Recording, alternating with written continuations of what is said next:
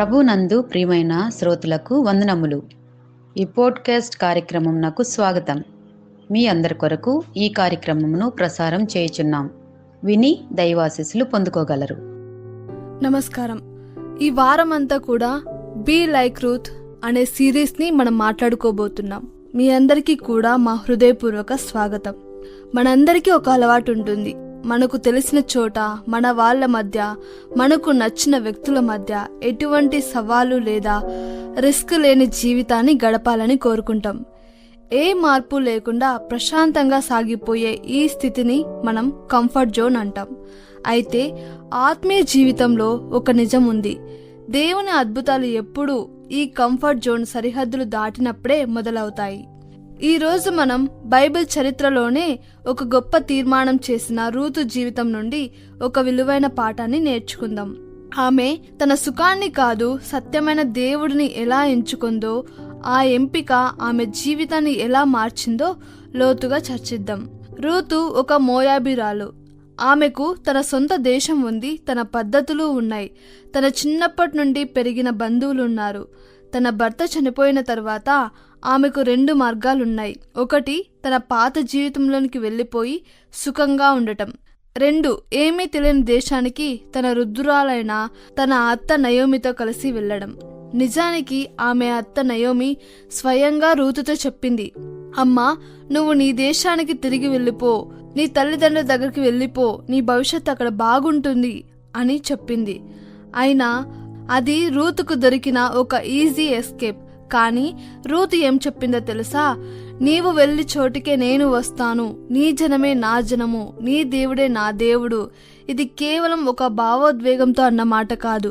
ఇది ఆమె ఇష్టపూర్వకంగా చేసుకున్న ఎంపిక. మోయాబులో ఆమెకు పరిచయం ఉన్న సుఖవంతమైన జీవితం ఉంది.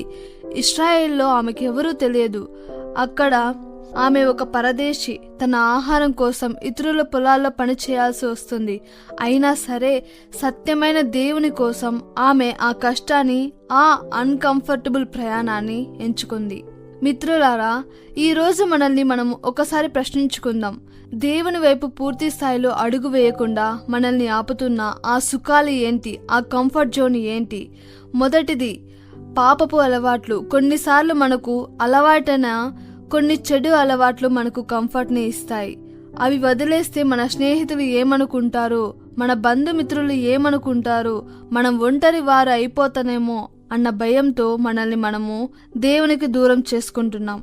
రెండవది, లోకపు ఆచారాలు. కొన్ని సాంప్రదాయాలు దేవునికి వ్యతిరేకమని తెలిసిన బంధువుల కోసం లేదా సమాజం కోసం వాటిని వదలలేక అక్కడే ఉండిపోతున్నాం. ఆ సోషల్ కంఫర్ట్ కోసం దేవుని చిత్తాన్ని పక్కన పెడుతున్నాం. అలాగే మూడవది, సోమరితనం. ప్రార్థన చేయడానికి లేదా వాక్యం చదవడానికి మన కంఫర్ట్ బెడ్ వదలడానికి మనం ఇష్టపడము. రూతు దేవుని కోసం తన సుఖాన్ని బలి ఇచ్చింది. మనకు తెలిసిన పాత జీవితాన్ని, ఆ పాత కంఫర్ట్ను వదిలిపెట్టినంత వరకు దేవుడు మన కోసం సిద్ధం చేసిన ఆ అద్భుతమైన కొత్త జీవితాన్ని మనం ఎప్పటికీ చూడలేము.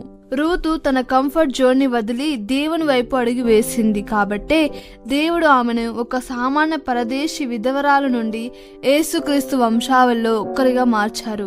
ఆమె ఒకవేళ మోయాబులోనే ఉండిపోయి ఉంటే ఈరోజు మనం రూతు గురించి మాట్లాడుకునే వాళ్ళమే కాదు, ఆమె చరిత్రలో ఒక అజ్ఞాత వ్యక్తిగా మిగిలిపోయేది. మీరు దేవుని కోసం ఈరోజు ఒక చిన్న సుఖాన్ని లేదా ఒక లోకపు అలవాటుని వదులుకుంటే ఆయన మీకు నిత్య జీవాన్ని, ఈ లోకం ఇవ్వలేని శాంతిని, సమాధానాన్ని, అంతకు మించిన దీవెనలు ఇస్తాడు. ఆయన ఇచ్చే ఆత్మ సంబంధమైన ఆనందం ముందు ఈ చిన్న చిన్న సుఖాలు, సౌకర్యాలు ఎందుకు పనికిరావు? ఈ పాడ్కాస్ట్ ముగించే ముందు ఒక్క నిమిషం ఆలోచించండి. నేను దేవుని చిత్తం కంటే నా కంఫర్ట్ జోన్కే ఎక్కువ విలువ ఇస్తున్నానా? నా సుఖానికే ఎక్కువ విలువ ఇస్తున్నానా? లేదా దేవుని కోసం అడుగు వేయడానికి భయపడకండి. రూతు వలె ధైర్యంగా చెప్పండి, ప్రభువా, నా సుఖం, సౌకర్యం కంటే నీ మాటే నాకు ముఖ్యం, నీ చిత్తమే నాకు ముఖ్యం. సౌకర్యాన్ని కాదు, సత్యాన్ని ఎంచుకోండి. దేవుడు మిమ్మల్ని దీవించి ఆశీర్వదించునుగాక. ఆమెన్.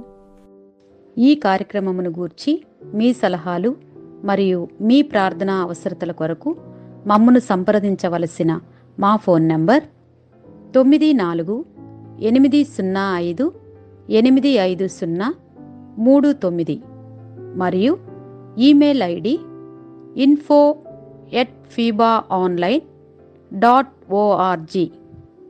మా ఫోన్ నంబర్ మరొకసారి 9480585039.